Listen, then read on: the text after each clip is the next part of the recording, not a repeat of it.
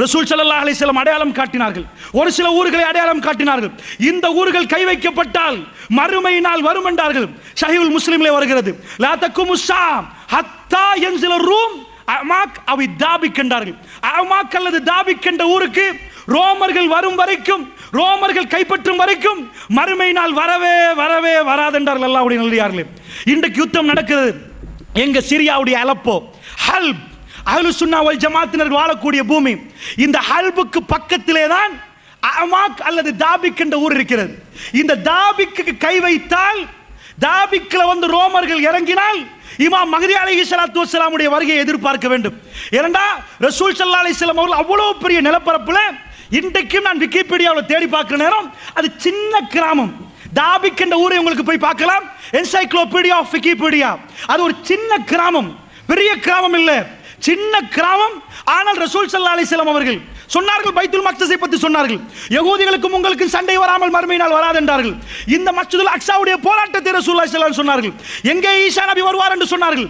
எல்லாம் பேசின ரசூலுல்லாஹ் ஒரு சில ஊர்களை சொல்லி காட்டினார்கள். ஒன்று துருக்கி, நான் சொன்ன ஹல்பை அலப்போவை தாண்டினால் துருக்கி. இதோடைய இஸ்தான்புலை சொன்னார்கள். இஸ்தான்புல் என்றால் இவருடைய தலைநகரம். அல்லாஹ்வுடைய நல்லடியார்களே, இலங்கைக்கு எப்படி ஒரு தலைநகரம் இருக்கிறதோ துருக்கியுடைய தலைநகரம் தான் இஸ்தான்புல். அதே மாதிரி இன்றைக்கு நடக்கக்கூடிய சிரியாவுடைய போராட்டம். இந்த போராட்டத்திலே அலப்போ அல்லது ஹல்புக்கு பக்கத்துள்ள தாபிக் என்ற இந்த ஊர், இந்த ஊர்களை கிறிஸ்தவர்கள் கை வைக்கும் வரைக்கும் லா தகுமுஸ் ஸாஅ, மறுமை நாள் வரவே வரவே வராதென்றார்கள். அல்லாஹ்வுடைய நல்லடியார்களே, இன்றைக்கு ஆரம்பிக்கப்பட்ட இந்த யுத்தம் அந்த யுத்தமா என்ற சந்தேகம் வருகிறது. அதற்காக வேண்டி நான் சொல்கிறேன், ரசூல் ஸல்லல்லாஹு அலைஹி வஸல்லம் சொன்னார்கள், ஒரு சஹாபாக்களை எல்லாம் பார்த்து விட்டு சொன்னார்கள், ஒரு காலம் வரும் என்றார்கள்.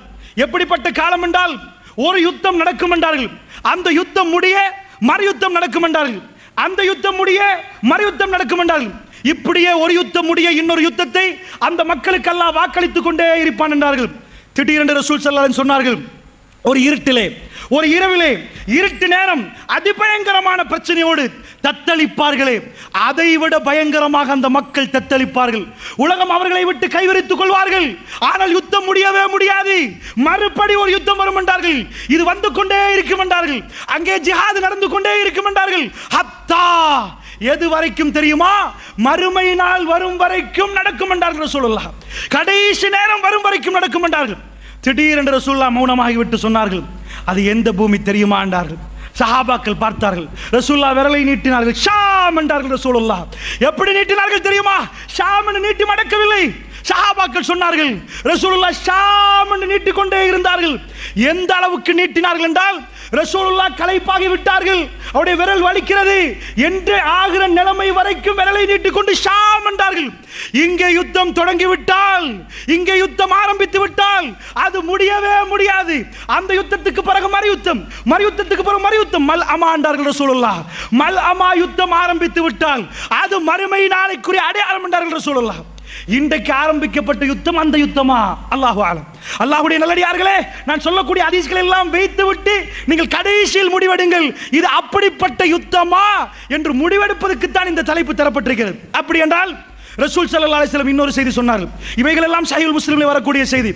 அல்லாஹ்வுடைய தூதர் சொன்னார்கள், ஒரு காலம் வரும் என்றார்கள். அந்த காலம் எப்படி இருக்கும் என்று தெரியுமா? ஈராக் அதனுடைய தீனாரை சொல்லிவிட்டு சொன்னார்கள், அது இப்ப இலங்கையிலே ரூபாய்கள், இலங்கையிலே ரூபாய், இதை தர மறுக்கும் என்றார்கள். ஈராக்கிலே ஈராக்குடைய பணத்தை ஈராக் தர மறுக்கும் என்றார்கள். அப்படின்னா என்ன அர்த்தம்? ஈராக் வறுமையாக இருக்கும், ஈராக்கிலே பொருளாதார தடை வரும், ஈராக்கிலே சல்லி பஞ்சம் வரும். அதைத்தான் ரசூலுல்லாஹ் சொன்னார்கள். ஈராக் சஹாபாக்கள் கேட்டார்கள், யா ரசூலல்லாஹ், யா ரசூலல்லாஹ், ஈராக் என்றால் யார் தெரியுமா? பாரசீக மன்னர்கள் வாழ்ந்த கோட்டைகள். அப்படிப்பட்ட இடம். மதீனாவுக்கு ஈராக்குக்கும் மலைக்கும் மடுக்கு வித்தியாசம். அந்த ஈராக்குக்கு ஆமா வரும், அவர்களுக்கு பொருளாதார தடை வரும். யார்கிட்ட வரும்? யார் சொல்லலாம்? அந்நியர்கள்ட்ட இருந்து வரமாட்டாங்க, அந்நியர்கள்ட்ட இருந்து வரமாட்டார்கள். அப்படியா? அது வராம மறுமை நாள் வராதுன்றாங்க. அடுத்ததாக ரசூலுல்லாஹ் சொன்னாங்க, அடுத்தது சிரியாண்டாங்க. சிரியாவில் பொருளாதார தடை வரமாட்டாங்க, சிரியா தன்னுடைய பணத்தை தர மறுக்கும் என்றார்கள். அப்படி ஒரு காலம் வந்தா, சிரியாவுக்கு பொருளாதார சிக்கல் வந்தா அது மறுமை நாளைக்கு அடையாளம் பண்ணிட்டாங்க. அதுக்கு பிறகு யார்கிட்ட வரும்? யார் சொல்லலாம்? ரோமர்கள்ட்ட இருந்து வரமாட்டாங்க, கிறிஸ்தவர்கள்ட்ட இருந்து வரமாட்டாங்க. அப்படியா? அதுக்கு அடுத்தபடியாக ஈஜிப்ட் எகிப்தை சொன்னால் மிஸ்ர் தன்னுடைய பணத்தை தர மறுக்குமெண்டாங்க. அங்க பொருளாதார தடை வருமெண்டாங்க. வரிசையாக சொன்னார்கள். ஈராக் டெசர்ட் லயன், பாலைவனத்து சிங்கம் சதாம் ஹுசைன், அவரை முழுக்க முடித்து விட்டார்கள். அவனை கொண்டு போய் தூக்கில போட்டாங்க. ஒரு ஜனாதிபதியை கொண்டு போய் பப்ளிக்கா வச்சு தூக்கில போட்டு ஈராக் கதையை முடித்தார்கள். யார்கிட்ட வந்துச்சு? அந்நியன் வந்துச்சு. ரசூல் ஸல்லல்லாஹு என்ன சொன்னாங்க? ஈராக் தன்னுடைய பொருளாதாரத்தை தர மறுக்கும் என்றார்கள். முஸ்லிம் உம்மத்து எதிர்பார்த்தது, முஸ்லிம் அறிஞர்கள் எதிர்பார்த்தார்கள். ரசூலுல்லாஹ்வுடைய ஹதீஸ் படி அடுத்ததாக சிரியாவுக்கு இந்த பிரச்சனை வர வேண்டும் என்று எதிர்பார்த்தார்கள். அது 2012ஆம் ஆண்டு 11ஆம் ஆண்டு உள்நாட்டு போராக ஆரம்பித்து 38,100 பில்லியன் ரூபாய்கள், நம்ம கணக்குப்படி 38,100 பில்லியன் ரூபீஸ், 38,100 பில்லியன் ஈராக் பொருளாதாரம் இல்லாமலே போச்சு, காலியாச்சு. நம்ம நாட்டு இந்த தடவை பட்ஜெட் 3000 பில்லியன் ரூபாய் செலவு, வரவு இல்லை, வரவு கம்மி, கிட்டத்தட்ட 3000 கிட்ட வருகிறது செலவு. ஸ்ரீலங்கா கவர்மெண்ட் இந்த தடவை போட்ட பட்ஜெட் 3000 பில்லியன் என்றா சிரியாவில் நடக்கிற உள்நாட்டு போர். இது சின்ன வேற போர் இல்லமா, அது என்ன போர் நான் சொல்லுவேன், உள்நாட்டு போர். என்ன போர்னு புரியுது உங்களுக்கு? ஸ்ரீலங்காவில் கவர்மெண்ட் ஒன்று சொல்லிட்டு மக்கள் ஏற்றுக்கொள்ளல, புரட்சி பண்ணுவாங்களா? இதை குறைங்க, பஸ்ஸுக்கு இந்த மாதிரி தடை அடிக்காதீங்க, வெஹிக்கிள் போற நேரம் லைசன்ஸ் இல்லைன்னா இவ்வளவு அடிக்காதீங்க. மக்கள் போராடுவாங்களா? போராடுற நேரம் என்ன ஆகும்? ஸ்ரீலங்கா கவர்மெண்ட் என்ன பண்ணும்? அதை ஆமி அனுப்பி அந்த மக்கள் என்ன பண்ணுவாங்க? டீயர் கேஸ் அடிப்பாங்க, கொஞ்சம் அந்த கண்ணீர் புகை அடிச்சு தண்ணி அடிச்சு மக்கள் அனுப்பிடுவாங்க. ஆனா அங்க என்ன பண்ணா தெரியுமா? பஷார் அல் அசாத் உள்நாட்டு யுத்தம் நடக்கிற நேரம் கண்ணீர் புகை அடிக்கல, சுட்டு கொலை செய்யறான். சுட்டு கொலை செய்யத்தான் நடக்குது. ஏன் நடக்குதுண்டா, பஷார் அல் அசாத் யாருன்னு புரிஞ்சாதான் இது அப்படியே வழங்கும் உங்களுக்கு. அவங்க வாப்பா அவன் என்ன பண்றான்? அவன் ஒரு கட்சியில் ஆட்சி செய்துட்டு இருக்கிற நேரம் இப்ப உள்ள சிரியாவுடைய ஜனாதிபதி யாரு? Bashar al Azad. அவன் ஒரு கண் டாக்டர், ஐ ஸ்பெஷலிஸ்ட், கண் வைத்தியர். அவர் ராணுவத்தில் போய் சேர்ந்து 2000 ஆண்டு அவங்க வாப்பா மௌத்தாகிற நேரம் பஷார் அல் அசாத் ராணுவத்தை எடுத்துட்டு வந்து ராணுவ புரட்சி செய்து வர்றான் கவர்மெண்ட்டுக்கு. ஏனென்றா அவன் வந்து நுசைரியாண்ட பிரிவை சேர்ந்தவன். இப்ப உதாரணத்துக்கு இலங்கையில் முஸ்லிம்கள் இருக்கிறோம், எங்க சனத்தொகை எப்படின்னு பாப்போமா? இதே மாதிரி அங்க ஷியாக்கள் இருக்கிறாங்க, சுன்னிகள் இருக்கிறாங்க. ஷியா எங்க நுழைஞ்சானோ அங்க சாவு மணி தான். ஷியாக்கள் நுழைஞ்சால் இரத்த ஆறுகள் ஓடும். எத்தனை வீதம் இருக்கிறாங்க? 12 வீதம். எண்ணி பார்த்தா 30 லட்சம் மக்கள். எங்கள்கிட்ட நாங்க 2 கோடி 10 லட்சம் இருக்கிறோம். ஸ்ரீலங்காவில் முழு சிரியா சனத்தொகை 2.5 கோடி. 2.5 கோடி தான் மக்கள். அதுல பஷார் அல் அசாத் இருக்கிறானே, அவன் நுசைரியா பிரிவு இருக்குது, அவன் 30 லட்சம். மற்றது கிறிஸ்தவர்கள் 10 வீதம் 25 லட்சம். மற்றது துருக்கி மக்கள் இருக்கிறாங்க ஒரு 8 வீதம். அதுக்கு மேல உள்ள 70 வீதமும் அஹ்லு சுன்னா வல் ஜமாத், குர்ஆன் சுன்னாவோட உள்ள மக்கள். அதாவது அஹ்லு சுன்னா வல் ஜமாத் 70, மற்ற 30 தான் பிரிச்சு போடலாம். இதுல இவன் கூட்டம் எவ்வளோ? 2.5 கோடி மக்கள்ல 30 லட்சம். அப்ப ஏன் அந்த மக்கள் இவருக்கு கீழே இருக்கணும்? நுசைரியா யாருன்னு தெரியுதா? ஈரான் கவர்மெண்ட் இருக்கு பாருங்க, ஈரான் இந்த நுசைரியாவை பார்த்து காஃபிரான். இவனும் ஷியா அவனும் ஷியா. இந்த ஷியா என்ன பண்றான்? ஈரான் சொல்றான் அவன் காஃபிரான். எப்படி அவன் காஃபிரானா? இவங்க ஷியாக்கள் அத்துமீறின ஆட்கள். இவங்க யாருண்டா? ஈசா அலைஹிஸ்ஸலாத்து வஸ்ஸலாம் உலகத்துக்கு வந்த பிறகு அவன் என்ன பண்ணா? சிலர்கள் கிறிஸ்தவர்கள் என்ன பண்ணாங்க? இது இறைவனின் அவதாரம் எடுத்து ஈசா வந்தார், இவர் இறைவனின் மகன், இறைவன் ஆண்ட ஒரு கூட்டம், இறைவன் மகன் தான் ஒரு கூட்டம், இந்த மாதிரி போச்சு. இதே மாதிரி இவங்க என்ன பண்ணாங்கடா?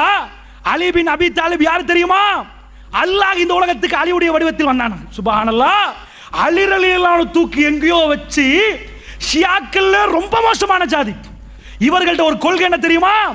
அஹ்லு சுன்னா வல் ஜமாத் கொண்டா நன்மை, இரத்த ஆறு ஓடினா நன்மை, கொல்ல அவர்களை. இந்த கொள்கையில் உள்ளவர்கள் என்ன பயன்படுத்தினான் தெரியுமா? என்னையே இல்லாமல் ஆக்க பாக்குறீங்களா? அவன் மக்களை கொல்றான், தன்னுடைய நாட்டு மக்களை ராணுவத்தை போட்டு கொள்ற நேரம் அங்கால 4 படம் வருது. ISIS வருது, ஜபஹத்து நுஸ்ரா வருது, துருக்கியில இருந்து ஒரு படம் வருது, மக்கள் சார்புல வெளியில இருந்து கொஞ்சம் படம் வருது. இவன் தன் கவர்மெண்ட்ல ராணுவத்தை அடிக்கிறான். இப்ப அந்த கவர்மெண்ட் சிரியா ஆர்மி அடிக்குது மக்களுக்கு. மக்கள்கிட்ட ஆயுதம் இல்லையா? அந்த பக்கத்து ஆளால் கொஞ்சம் கொடுக்குறாங்க. 2 பேர் அடிக்கிற நேரம் அவன் கவர்மெண்ட் தோக்க பாக்குது. இப்பதான் அழிக்கிறதுக்கு யாரை எடுக்கிறான்? ரஷ்யாவை மேலால எடுக்கிறான். ரஷ்யா விமானங்கள் வருகிறது, ஈரானை கீழால எடுக்கிறான். தரைய மார்க்கமாக ஈரான், ஆகாய மார்க்கமாக ரஷ்யா பாம்பை போட்டு ஒன்றுமில்லாமல் ஆக்குறான். யுத்தத்தில் ஹல்பு மக்கள் அகதிகளாகவே மாறுறார்கள். வீடு வாசல் ஒன்றுமே இல்லை, அடிச்சுட்டா ஹல்ப. எத்தனை பேர் இருக்கிறான் ஹல்புல? இந்த கொழும்பு மார்த்த ஹல்பண்டா பெரிய இடம், 25 லட்சம் பேர் இருக்கிறாங்க. 2.5 மில்லியன் அவ்வளவு மக்கள் உள்ளதை ரஷ்யாவை கொண்டு வந்து அழிக்கிறான், முஸ்லிம் அழிக்கிறான்.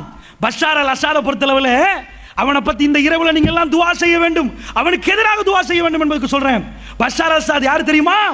கிறிஸ்மஸ் கொண்டாடுறாங்க 5 வருஷத்துக்கு பிறகு, சிரியா பிரச்சனைக்கு பிறகு 5 வருஷத்துக்கு பிறகு ஒரு ஊர்ல சர்ச்சில் கிறிஸ்மஸ் கொண்டாடுறாங்க.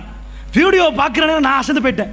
ஏனண்டா பஷார் அல் அசாத் போறான், சிரியா கவர்மெண்ட் தலைவன், அவன் பக்கத்தில் ஒரு பொம்பளை, அந்த பொம்பளை தலையில போட்டு இல்லை, சரிப்பா ஏதாவது இப்படி இப்படி போட்டு அதுவும் இல்லை, களத்திலையோ எதுலையுமே போட்டு இல்லை, அசல் வெள்ளக்காரி. பக்கத்தில் போறாங்க, போனா முழுக்க கருப்பு உடுத்த, தலையை மறைச்சி எல்லாத்தையும் மறைச்சி அபாயா போட்டு ஸ்காப் போட்ட பெண்கள், முழுக்க கருப்பு. கை கொடுக்குறான், அவ்வளோ பெண்கள் கையை கொடுத்துட்டு ஹக் பண்ணி கொள்றாங்க. ஓ, முஸ்லீம் பொம்பளை இப்படி செய்ய மாட்டாங்களே, கை கொடுக்க மாட்டாங்கன்னு பார்த்தா அது சர்ச். அங்க உள்ள கிறிஸ்தவ பெண்கள் எப்படியா எங்க நாட்டில் மாறி நாங்க இஸ்லாமிய அடிப்படையில் எல்லாத்தையும் மறைக்கிறோமே, தலையில இருந்து உடம்புல இருந்து கை வரைக்கும் எல்லாத்தையும் மறைக்கிறோங்க. அவ்வளோத்தையும் மறைச்சா அது யாருப்பா வெள்ளக்காரி பக்கத்திலே போறான்னு பார்த்தா அஸ்மா அல் அசாத் பொண்டாட்டி, ஐரோப்பால படிச்சவன், தலையில இல்ல மேல இல்ல அசல் வெள்ளக்காரி பொண்டாட்டி போறா. கிறிஸ்தவ பாதிரியார்கள் உள்ள அந்த இடத்துல கிறிஸ்தவர்கள் முழுக்க மறைச்சிருக்கிறாங்க. சுப்ஹானல்லாஹ், கம்யூனிசத்தை கொண்டு வந்து அப்படியே அந்த சிரியாவில் வைக்கிற இஸ்லாமிய சப்ஜெக்ட் ஒன்றுமே இல்லை. இவன் தான் பஷார் அல் அசாத். இவன் என்ன பண்றான்? பிடிச்சி எங்க ஆட்கள் எல்லாத்தையும் கொள்றான். அஹ்லுஸ் சுன்னா வல் ஜமாத் என்றால் நானும் நீங்கள் உட்கார்ந்து இருக்கிறோமே, இந்த உறவுகள் தாங்க பாதிக்கப்படுறாங்க. அல்லாஹ்வுடைய நல்லடியார்களே, இந்த யுத்தத்தை வந்து மறுமை நாளோட சேர்க்கிறோம்டா, இங்க ஒரு பெரிய இடியாப்ப சிக்கல் இருக்கு. என்ன இடியாப்ப சிக்கல் தெரியுமா? மக்கள் தரப்புல போராடுறதுல நல்லவங்களும் இருக்கிறாங்க. இப்ப சிரியா தரப்பு இருக்குன்னு வைங்களேன், அதுல ஷியாக்கள் வந்து போராடுறாங்க. மக்கள் தரப்பு இருக்கு பாருங்க, துருக்கி கலைய தலையிடுது, ISIS தலையிடுது. இவங்க எல்லாம் நல்ல ஆட்களா? அங்க பெரிய பிரச்சனை விளங்குதா உங்களுக்கு? இப்ப உதாரணத்துக்கு நாங்க ஒரு படையை இருக்கிறோம், ஒரு பேச்சுக்கு நாங்க போய் ஃபைட் பண்றோம், ஒன்றுக்கு எதிராக ஃபைட் பண்ற நேரம் இங்க படையில 10 பேர் இருக்கிறான், 10 படை, 10மே நல்லவன் இல்ல. நாங்க ஒரு கெட்டதுக்காக போராடுறோம், எங்கள்கிட்ட உள்ள 10 படையும் சந்தேகம். அந்த மாதிரியான படைகள் தான் இதெல்லாம். இதுவரைக்கும் உலகத்தில் ISIS ஒண்ணுமே புரியல. யாருப்பா இந்த ISIS? நல்லவனா கெட்டவனா? கேள்விக்குறியா தான் இருக்குது. ஏன் கேள்விக்குறியா இருக்குது? இது அமெரிக்காவே வாசல திறந்த மாதிரி இருந்துச்சு. ஈராக் எப்படி ISIS உண்டாச்சு?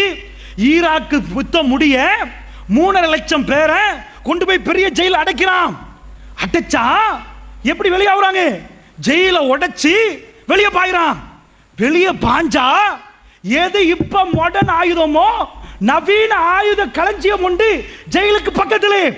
பெரிய ஒரு ஸ்டோர் அமெரிக்காட, எல்லா ஆயுதம் இருக்குது, நவீன ரகமான ஆயுதம். இந்த 3.5 லட்சம் பேர் என்ன பண்றாங்க? ஜெயில இந்த உடைச்சிட்டு வந்த உடனே ஆயுத களஞ்சியம் உடைக்கிறாங்க. உடைச்சு அதுல உள்ள ஆயுதத்தை எடுத்து ஈராக் வழியாக அப்படியே உள்ள நுழைஞ்சு சிரியாக்குள்ள போடுறாங்க. இப்ப என்ன பிரச்சனைடா? அமெரிக்கா இவ்வளவு கூமுட்டையா? வெளிக்கடை ஜெயில இருந்தே பாயலாம் இருக்குது, போகாம்பர்ல இருந்தே பாயலாம் இருக்குது. 3.5 லட்சம் பேரை ஈராக்கில் அடக்கி வச்சு ஜெயில இருந்து பாய்ந்தார்களாம். பாஞ்சா சரி சரி, ஜெயில உடைச்சுட்டான்னு வைங்களேன், அவன்கிட்ட உள்ள அந்த மாதிரி பிரிசன் எல்லாம் உடைச்சிட்டான். உடைச்சா இங்க இருந்து போய் ஆயுத களஞ்சியத்தில் கை வைக்க காட்டியும் இவன் எங்க பார்த்தான்? மேல பார்த்தானா? அப்ப நான் சொல்லல அமெரிக்கா உருவாக்கின படைன்னு சொல்லல, அமெரிக்கா ஆயுதத்தை கொடுக்கும் வரைக்கும் பார்த்து கொண்டிருந்தான். ஏன் பார்த்தான் தெரியுமா? அவன் வேலையே ஆயுதத்தை கையில கொடுத்த நீங்க சண்டை பிடிப்பீங்க, ஃபைனலி நான் வருவேன் சமாதானம் சொல்லி ஒரு அடி அடிச்சு எல்லாத்தையும் முடிச்சிருவேன். விளங்குதா? இதான் வேலை.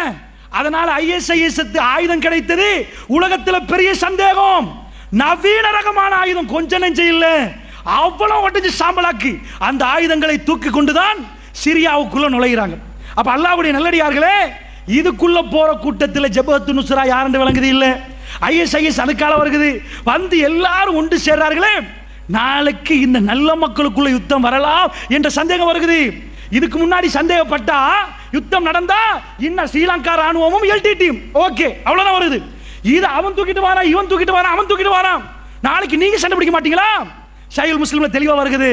ரசூலுல்லாஹ் துஆ கேட்கிறாங்க, யா அல்லாஹ் என்னுடைய உம்மத்தை, அடுத்த மக்கள் இருக்கிறார்களே அவர்களை வச்சு எங்க உம்மத்தை, எங்க நாடுகளை பிடிச்சிட விடக்கூடாது யா அல்லாஹ், எங்க மண்களை அவர்கள் கையில் கொடுத்துறாதே யா அல்லாஹ். அல்லாஹ் ஏத்துக்கொள்றான். என்ன ஏத்துக்கொள்றான்?